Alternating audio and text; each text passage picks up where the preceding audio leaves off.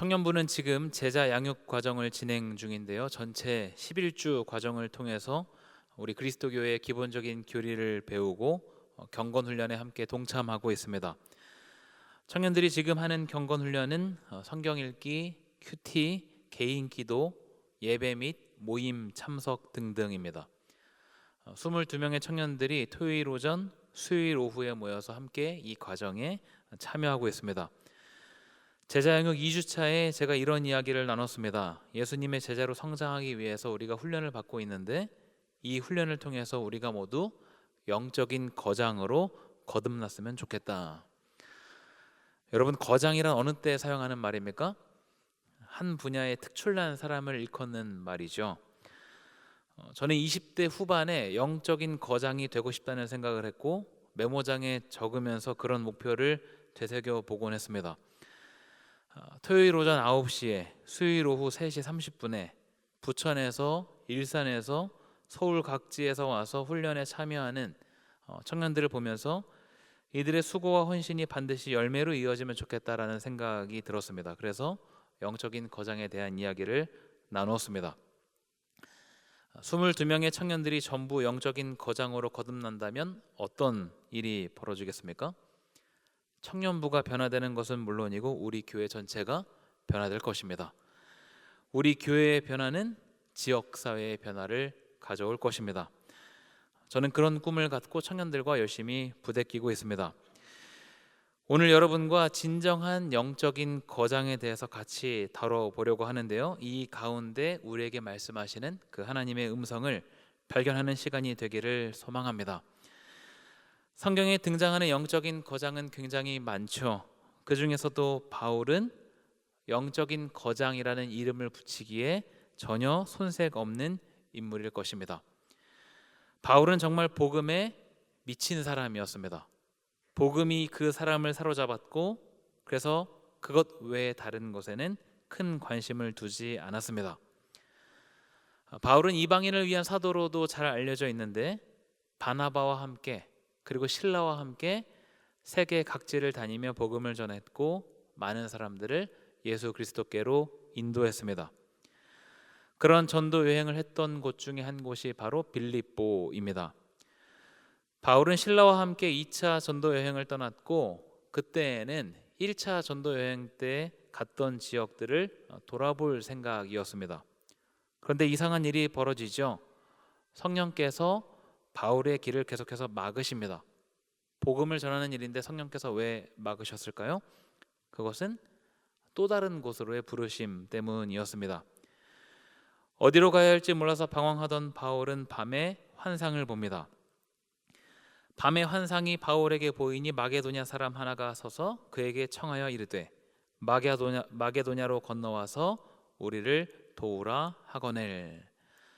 마게도냐는 바울이 1차 전도 여행 때 갔던 지역이 아닌 그 건너편 지역을 이야기합니다. 바울은 그 환상을 하나님의 인도하심으로 보았고 배를 타고 마게도냐 지역으로 건너갑니다. 그 마게도냐 지역에서 제일 처음 방문했던 도시가 바로 빌립보입니다. 이렇게 바울은 성령의 인도하심에 따라 빌립보를 처음 방문하게 되었고 그곳에서 최선을 다해서 자신에게 맡겨진 사역을 감당합니다. 바울은 빌립보에 교회를 세우고 다른 지역으로 가게 되는데 이런 빌립보 교회와 바울의 관계는 아주 돈독한 관계로 이어졌습니다. 그래서 바울은 빌립보 교회 성도들을 향해서 이렇게 말합니다.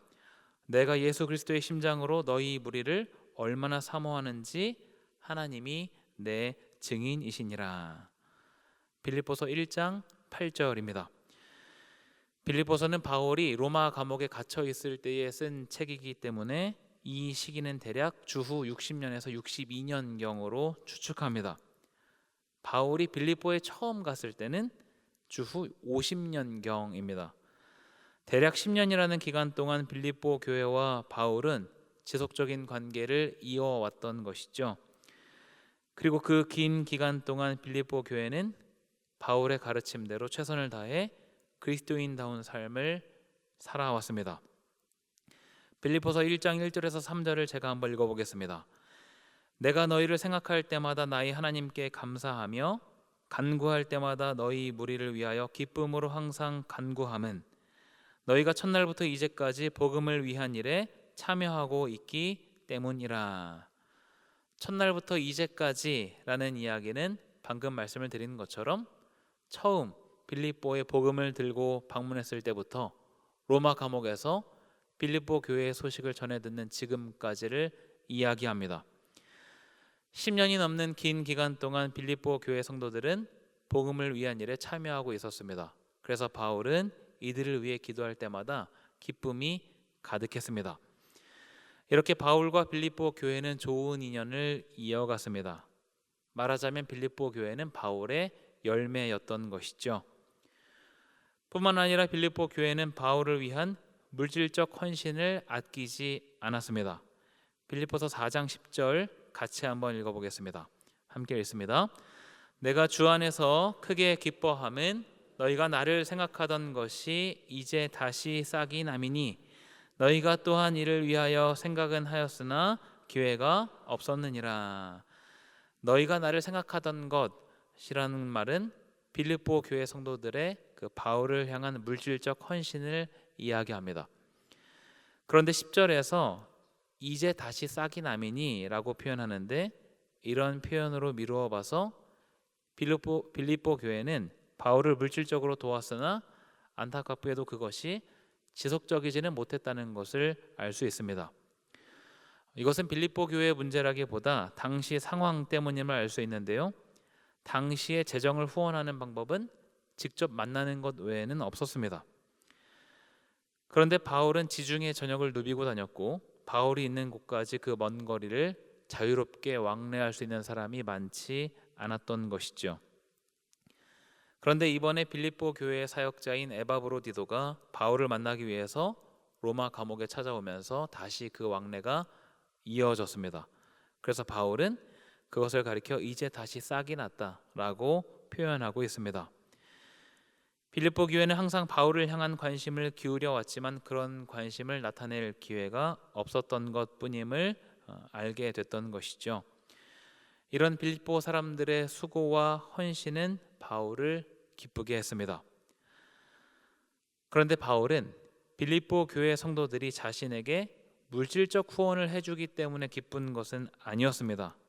바울은 항상 이런 생각을 갖고 있었는데요, 우리가 너희에게 신령한 것을 뿌렸은즉 너희의 육적인 것을 거두기로 과하다 하겠느냐? 다른 이들도 너희에게 이런 권리를 가졌거든 하물며 우리일까 보냐? 그러나 우리가 이 권리를 쓰지 아니하고 범사에 참는 것은 그리스도의 복음에 아무 장애가 없게 하려 함이로다. 바울은 고린도 교회에 편지를 보내면서 이렇게 말합니다. 우리가 너희에게 신령한 것을 뿌렸은즉 육적인 것을 거두기로 과하다 하겠느냐? 예수님께서도 복음 전하는 자들로 하여금 다른 일을 하지 말고 오직 복음을 전하고 가르치는 일에 전념하라고 말씀하십니다. 그리고 복음을 듣고 배우는 사람들이 그들을 물질적으로 부양하도록 가르치셨습니다. 바울은 지금 그 이야기를 하고 있는 것이죠. 그런데 바울은 사역자로서 자신이 당연히 그런 권리가 있지만 스스로 자비량 사역을 원칙으로 정했습니다. 복음을 전하러 가는 곳마다 가죽 천막 만드는 일을 해서 스스로 필요한 것을 사용하고 교회들의 후원을 받아서 다른 교회를 세우는 일에 사용했습니다. 그 이유는 복음에 장애가 없게 하기 위해서입니다. 이런 삶을 살았던 사람이었기 때문에 바울은 빌립보 교회 성도들의 그 물질적 헌신 자체의 기쁨을 느낀 것이 아니라 그들이 바울을 향해서 갖고 있었던 헌신의 태도에 기쁨을 느꼈던 것이죠. 그런데 바울은 빌립보 교회 성도들의 그 헌신의 감사를 표현하는 단락에서 아주 중요한 가치를 전달합니다. 빌립보서 4장 11절 말씀을 같이 한번 읽어보도록 하겠습니다. 함께 읽습니다. 내가 궁핍함으로 말하는 것이 아니니라. 어떠한 형편에든지 나는 자족하기를 배웠노니. 바울은 지금 감옥에 갇혀서 궁핍한 상황에 놓여 있습니다. 그런데 자신이 지금 궁핍하기 때문에 너희들의 후원이 기쁜 것이 아니라고 말합니다. 왜냐? 바울은 자족하기를 배웠기 때문입니다. 나는 비천에 처할 줄도 알고 풍부에 처할 줄도 알아 모든 일 곧 배부름과 배고픔과 풍부와 궁핍에도 처할 줄 아는 일체의 비결을 배웠노라. 바울은 비천에 처할 줄도 알고 풍부에 처할 줄도 안다라고 말합니다. 배부름과 배고픔, 풍부와 궁핍에 처할 줄 안다라고 말하는 것이죠. 그런데 바울은 그 사역의 기간 동안 풍부했던 적이 없습니다.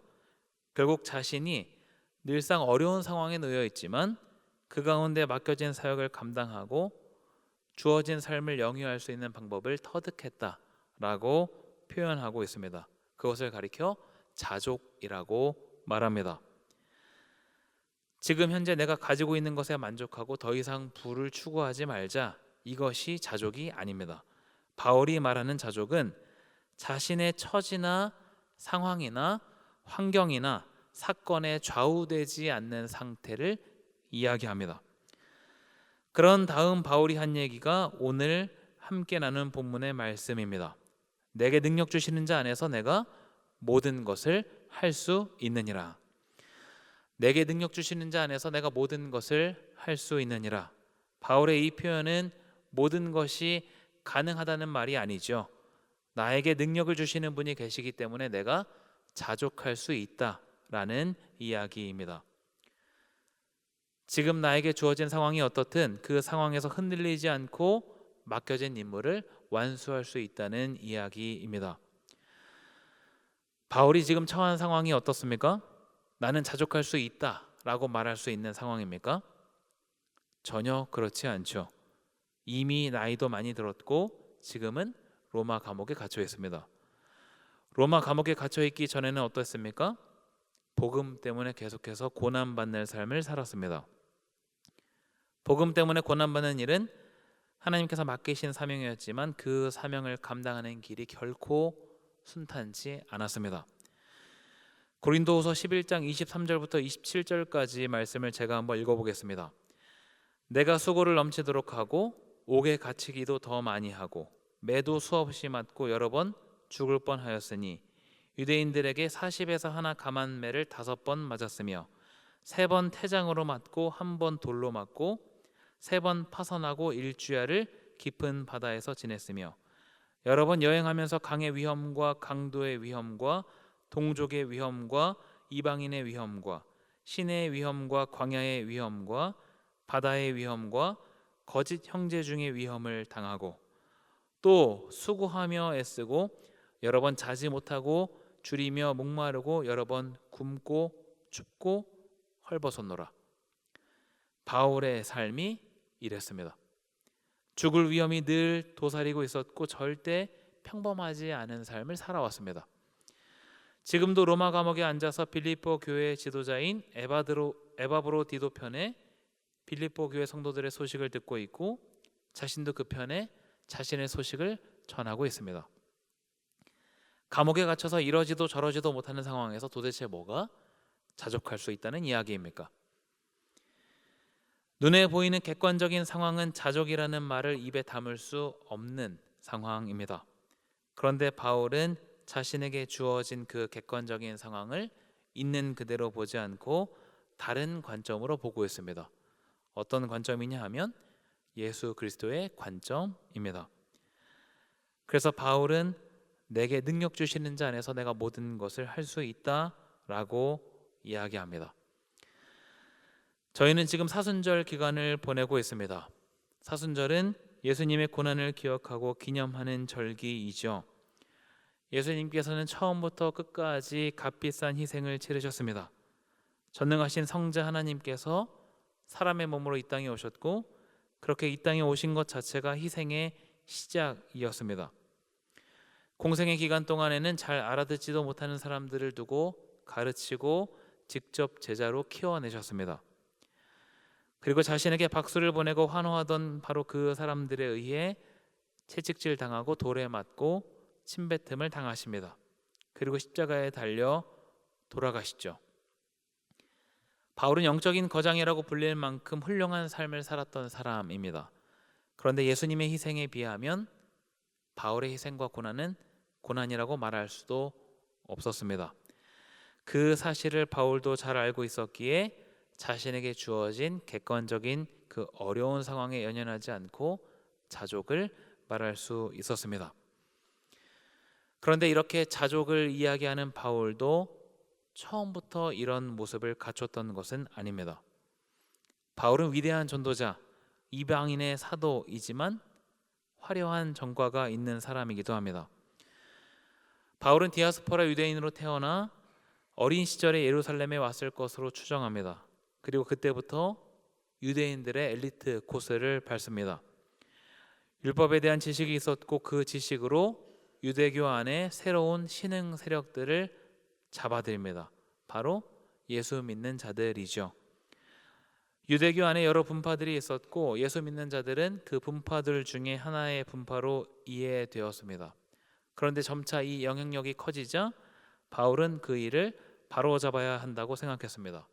그래서 예수 믿는 자들을 잡아다가 감옥에 가두는 일을 자처합니다.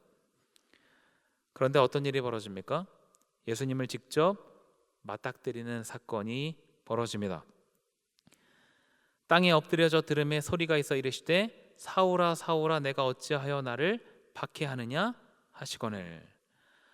바울은 그날도 다메섹으로 예수 믿는 자들을 잡아들이려고 가는 중이었습니다. 갑자기 큰 빛이 비쳤고 바울은 그 밝은 빛 때문에 제대로 보지도 못하고 엎드러졌습니다. 그때 음성이 들립니다. 사울아 사울아 내가 어찌하여 나를 박해하느냐. 바울은 두려웠을 것입니다. 그래서 이렇게 말하죠. 주여 누구시니까? 갑자기 비춘 밝은 빛, 하늘로부터 들리는 음성, 이 모든 일은 전혀 경험해보지 못한 일이었습니다. 그런데 그 음성에 자신의 이름을 부르는 소리가 들리고 왜 나를 박해하느냐는 말이 이어졌습니다. 이런 말씀을 하시는 분이 누구인지 묻지 않을 수 없었습니다. 누구시니까? 라는 이 바울의 질문에 답이 이어집니다. 나는 내가 박해하는 예수라. 여기까지 예수님의 음성은 이렇게 단 두 마디입니다. 왜 나를 박해하느냐? 나는 내가 박해하는 예수라. 단 두 마디이지만 바울의 온 삶을 송두리째 뒤흔들기에는 충분했습니다. 예수? 자신이 아는 예수는 분명 얼마 전에 십자가에서 죽었고 그 예수를 따르는 자들을 박해하는 일에 본인이 앞장서 있었습니다. 지금도 예수 믿는 자들을 잡아들이려고 가는 중이었죠. 자신이 알고 있는 율법의 지식으로는 예수 믿는 자들이 잘못되었다고 판단했던 것인데 예수님이 직접 등장하셔서 음성을 들려주시니 바울은 그 예수님이 메시아라는 사실을 부인할 수 없는 상황에 직면합니다. 자기가 알고 있던 율법이 잘못된 것은 아니었지만 자신이 알고 있던 율법의 모든 지식을 새롭게 재정립해야 했습니다. 분명 예수는 나사렛 이단의 괴수라고 생각했는데 나사렛 이단의 괴수가 아니라 율법에서 말하는 메시아임을 인정하지 않을 수 없는 상황에 이르게 됩니다. 이제 바울에게는 선택지가 없었습니다. 자신이 걸어왔던 길이 잘못되었음을 인정할 수밖에 없었던 것이죠. 이어지는 주님의 음성이 있었습니다. 너는 일어나 시내로 들어가라. 내가 행할 것을 내게 이를 자가 있느니라. 바울은 그 환한 빛 때문에 앞을 보지 못하고 주변 사람들의 손에 이끌려 다메섹으로 갑니다. 그리고 그곳에서 3일간 금식하며 기도합니다. 바울에게 그 3일은 어떤 시간이었을까요? 충분히 지옥 같은 시간이었을 것입니다. 그리고 자신의 삶을 송두리째 뒤바꾸는 시간이었습니다.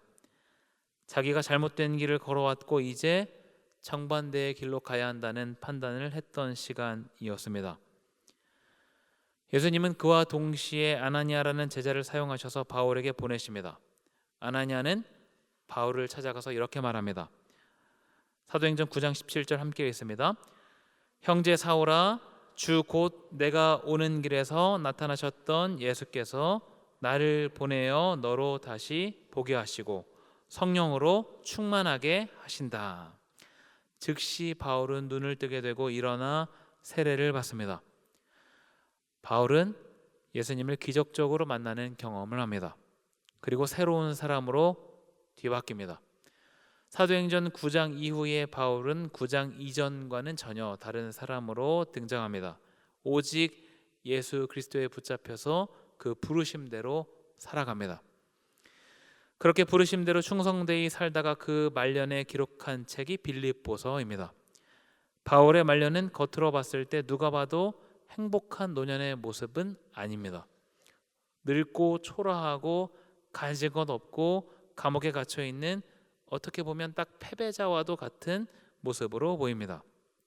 그런 바울은 이렇게 말합니다. 내게 능력 주시는 자 안에서 내가 모든 것을 할 수 있느니라. 내게 능력 주시는 자, 그분은 바로 다메섹으로 가는 길에 자신을 만나 주신 예수님입니다. 그분 때문에 바울은 지금까지 복음에 의한 삶을 살아왔고 그분 때문에 부족한 것이 없었습니다. 예수 그리스도로만 꽉 찬 사람, 그 사람이 바로 바울입니다. 때문에 바울은 영적인 거장으로 불릴만 합니다. 그리고 바울이 그런 거장이 될 수 있었던 비결은 예수님과의 만남에 있습니다. 우리는 모두 예수님을 영접하고 하나님의 자녀가 되었습니다. 하나님의 자녀가 된 것은 놀라운 축복이지만 그것은 그리스도인으로서의 삶의 시작입니다. 계속해서 성장해야 하고 거듭남을 경험해야 합니다. 이것은 예수님과의 만남으로 가능합니다. 어떻게 예수님과 만날 수 있습니까? 아쉽게도 바울과 같은 만남을 경험할 확률은 0에 가깝습니다. 이미 우리에게는 하나님의 말씀이라는 특별 계시가 있기 때문입니다. 말씀을 통해 우리는 예수님을 만납니다. 그 만남은 우리를 복음으로 위한 삶을 살게 하고 예수로 충분한 삶을 살게 합니다. 예수로 충분하다는 것은 먹고 사는 문제가 해결된다는 이야기가 아닙니다. 어떤 상황이든 그 상황이 우리를 짓누르지 못한다는 이야기입니다. 그리고 오히려 더 폭발력 있게 사명대로 살아간다는 이야기입니다. 우리는 주어진 상황과 관계없이 우리에게 맡겨진 사명대로 살아가면 됩니다. 그 다음은 하나님께서 책임지십니다. 그런 자족의 은혜가 말씀 앞에 있는 우리 모두에게 충만히 임하기를 간절히 소망합니다. 함께 기도하겠습니다. 하나님 아버지, 이 시간 빌립보서의 말씀을 통해서 우리에게 말씀하시니 감사드립니다. 바울은 결코 쉽지 않은 삶을 살아왔지만 예수 그리스도로 충분하다고 이야기합니다. 그분 때문에 모든 것을 할 수 있다고 이야기합니다. 오늘 우리에게도 동일한 은혜, 동일한 능력을 허락하여 주옵소서. 예수 그리스도로 꽉 찬 삶을 살게 하시고 다른 어떤 것에 휘둘리는 것이 아니라 예수로 충만한 삶, 예수 그리스도의 이름으로 충만한 삶을 살 수 있도록 우리를 인도하여 주옵소서. 그 외의 것은 하나님께서 채우시는 것 경험하게 하시고 하나님께서 이끌어 가시는 것을 경험하는 제자된 삶 될 수 있도록 인도하여 주옵소서. 우리에게 맡겨진 삶을 살아갈 때에 하나님께서 일하시는 것 보게 하시고 경험케 하시고, 그래서 우리의 삶이 간증으로 계속해서 전해지도록, 또 다른 많은 사람들을 살리는 데에 사용될 수 있도록 인도하여 주옵소서. 감사드리며 예수님의 이름으로 기도하옵나이다. 아멘.